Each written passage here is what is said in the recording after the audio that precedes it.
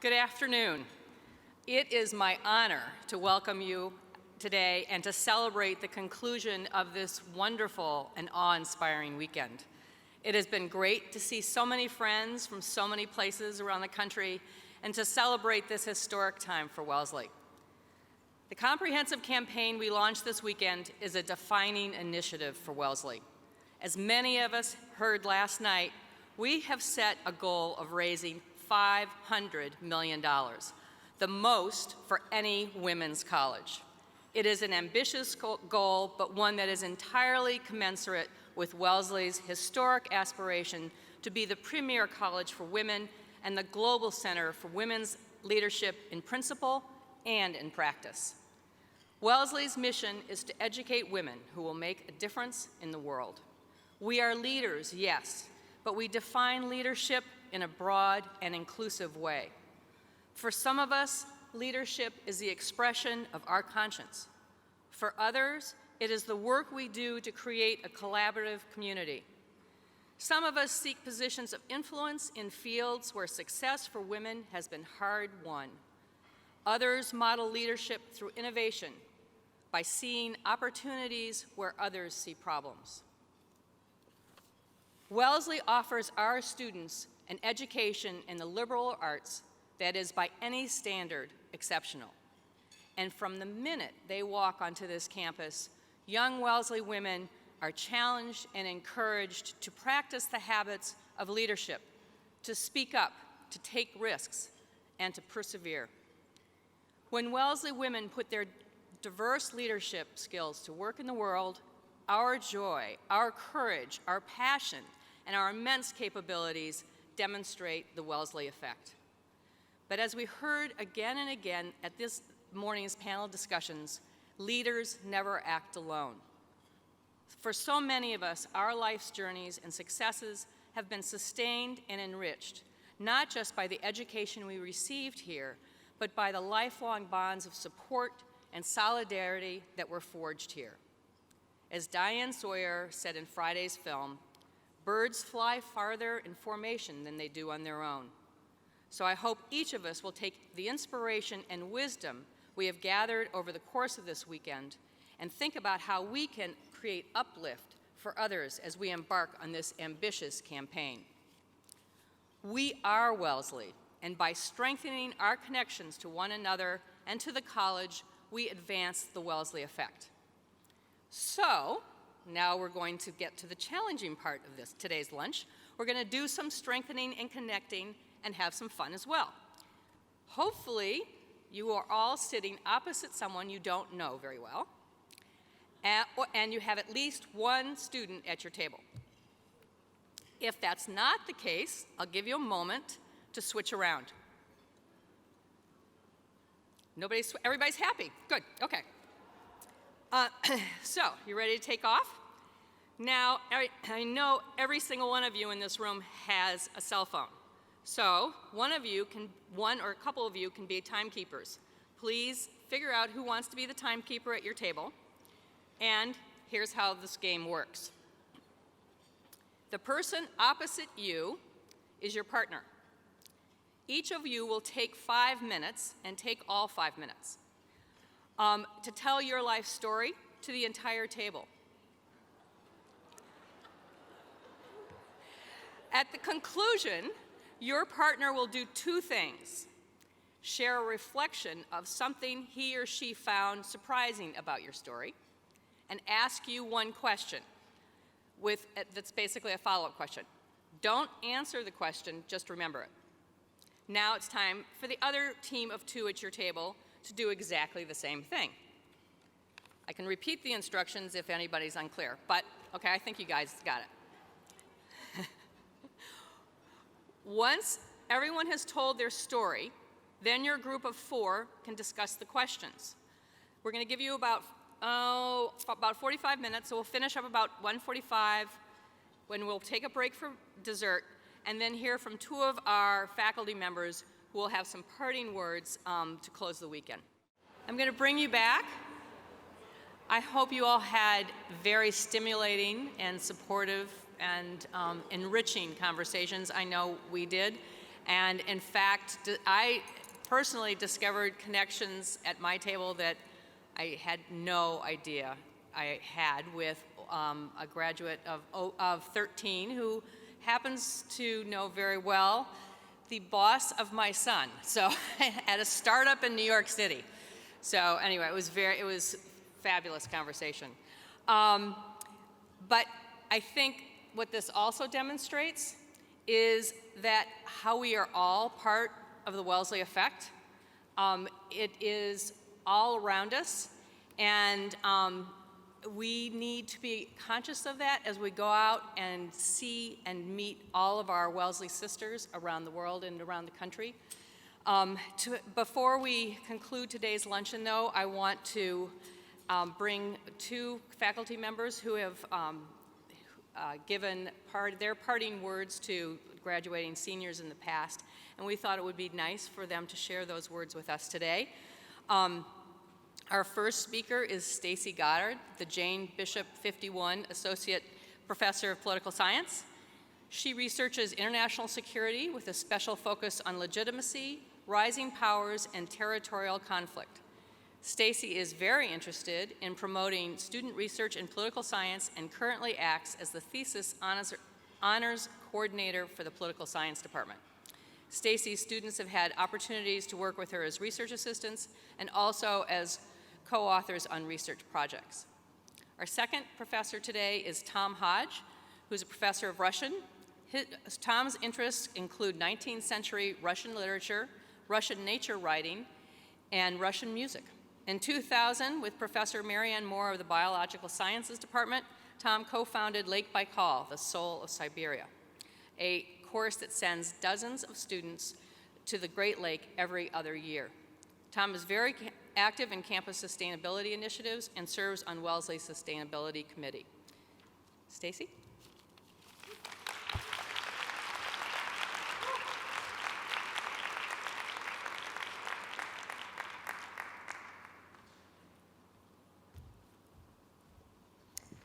Thank you. Thank you really so much. This is such an amazing opportunity to be able to speak to you all today. And I have to tell you, when Marianne Cooley contacted me and invited me to speak at this luncheon, I was humbled.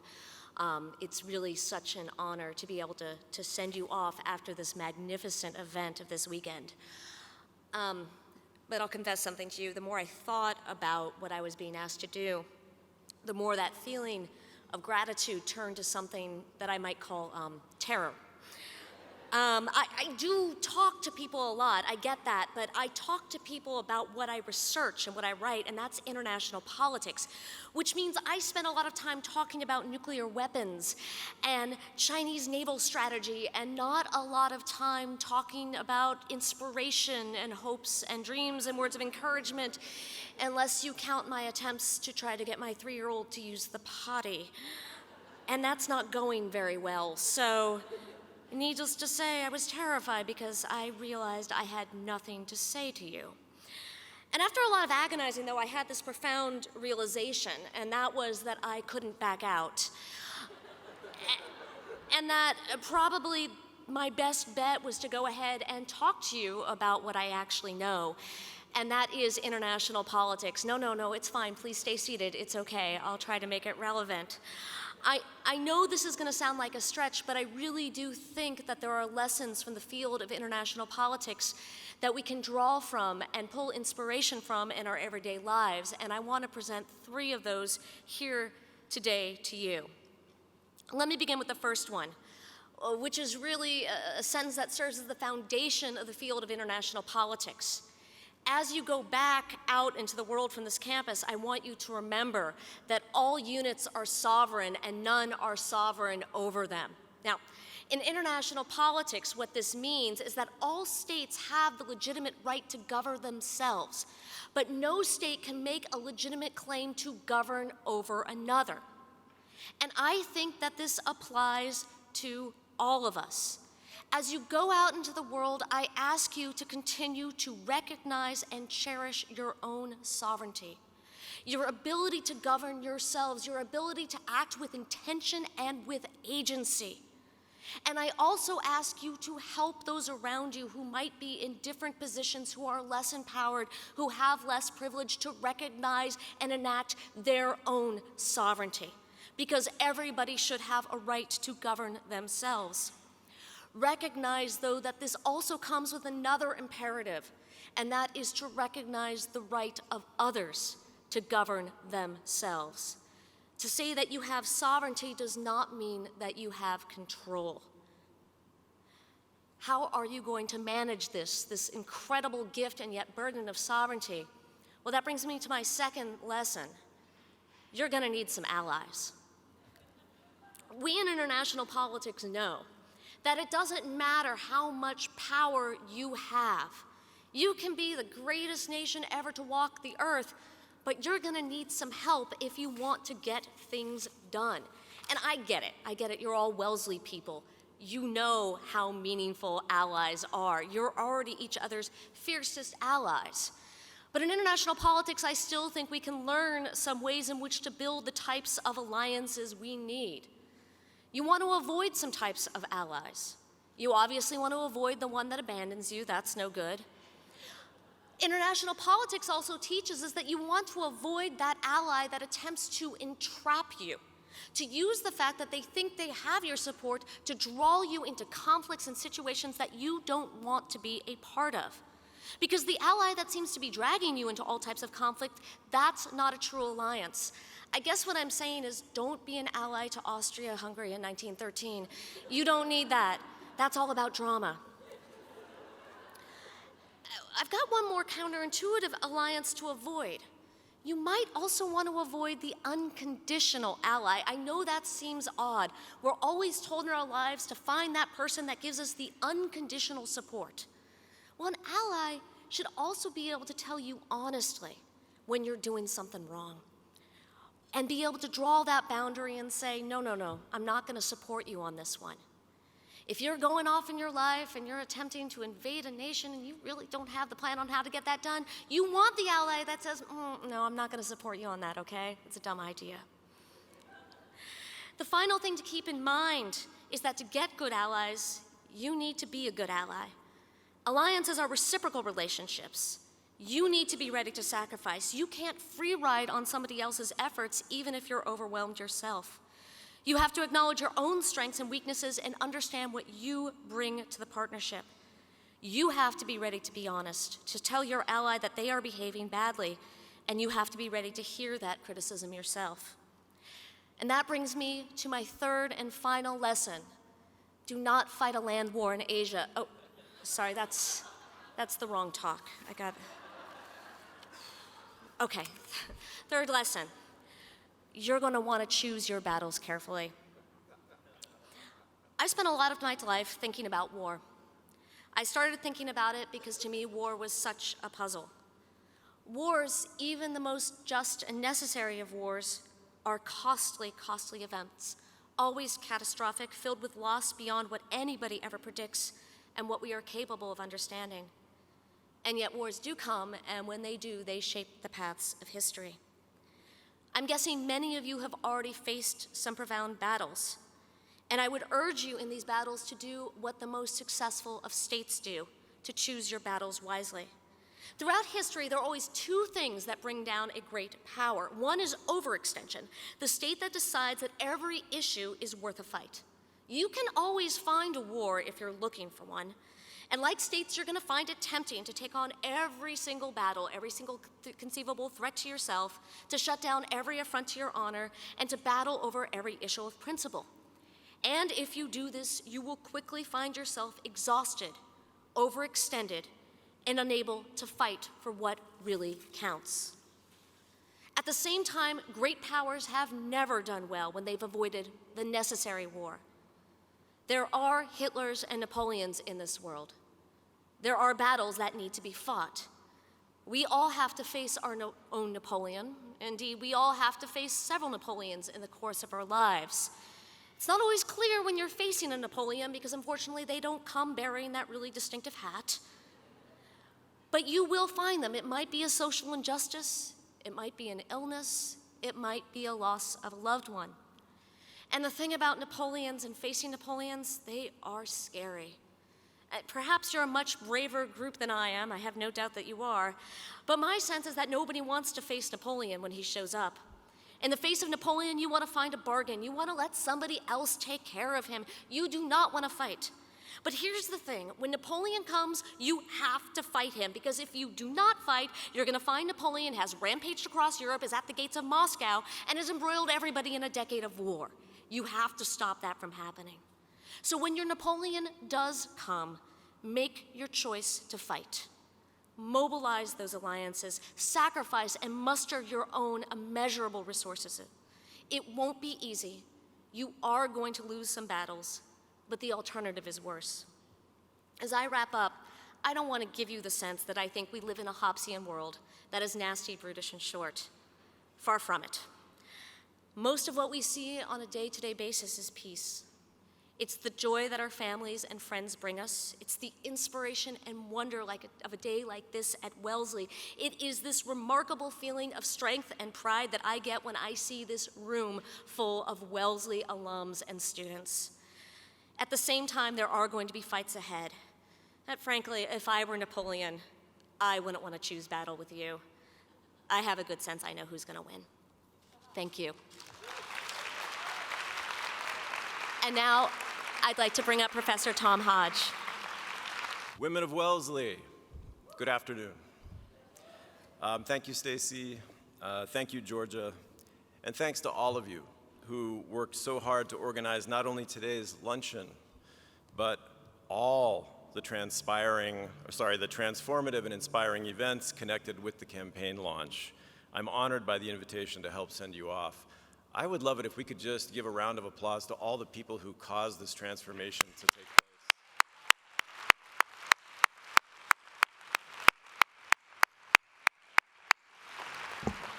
place. My Marianne Cooley story about being invited to speak to you today is a little different from Stacie's. If I immediately said yes, because Marianne was very laconic about the details of the gig. If I had had any idea that it would look like this, I would have run screaming in the opposite direction. When I came in here, I had absolutely no idea that I was in the field house. It looks like the nicest nightclub I have seen in the decades since my hair used to be brown. Anyway, you're here because you love this institution.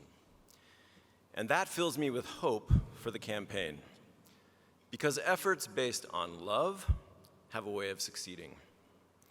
But your task also involves money, and money has a way of subverting love from time to time.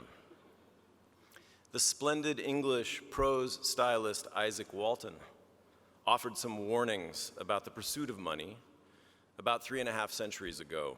Let me quote briefly from his work, and please forgive his masculinist language. The advice, of course, applies equally to women, I think. "There be as many miseries beyond riches as on this side of them," Walton writes. "God knows the cares that are the keys that keep his riches hang often so heavily at the rich man's girdle that they clog him with weary days and restless nights, even when others sleep quietly. We see but the outside of the rich man's happiness. Few consider him to be like the silkworm, that, when she seems to play, is at the very same time spinning her own bowels and consuming herself.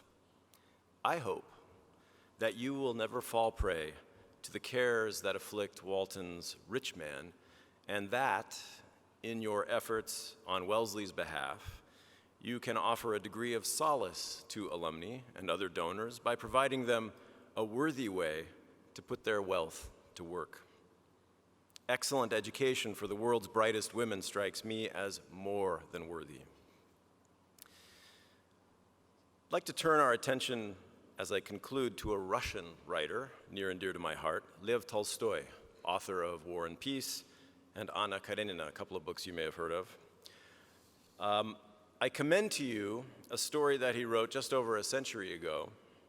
It's a short moral fable called The Three Questions, and it begins with this sentence. It once occurred to a certain king that if he always knew the right time to begin everything, if he knew who were the right people to listen to and whom to avoid, and above all, if he always knew what was the most important thing to do, he would never fail in anything he might undertake. Well, after a series of accidents and incidents and false answers to these three questions, the king finally learns the three true answers. He learns these from a wise old hermit. The following words of the hermits conclude the tale. There is only one time that is important, he tells the king, and that time is now. It is the most important time because it is the only time when we have any power. The most necessary person is the person next to you, for you cannot know whether you will ever again have dealings with any other person. And the most important thing to do is to be kind to that person, because for that purpose alone, we were sent into this life. How will you perform this Tolstoyan kindness? I urge you to do it in 100 ways of your own devising, large and small, every day for the rest of your lives. But here, now, united with all these people next to you, I hope that you will serve, that you will minister to this beloved institution by tirelessly seeking out resources for Wellesley in ways that will bolster its ability to serve, to minister to the women who will come here in their thousands in the century ahead. Invoke, as only you know how, what we're calling the Wellesley Effect, to nurture this place and those women. So, my parting advice, never be like the silkworm. Beware of money even as you seek to gather as much of it as you can. Act now. Act for your sisters. Act out of love. Listen to each other. Take care of each other. And take care of this precious college that will always, always be yours. Thank you.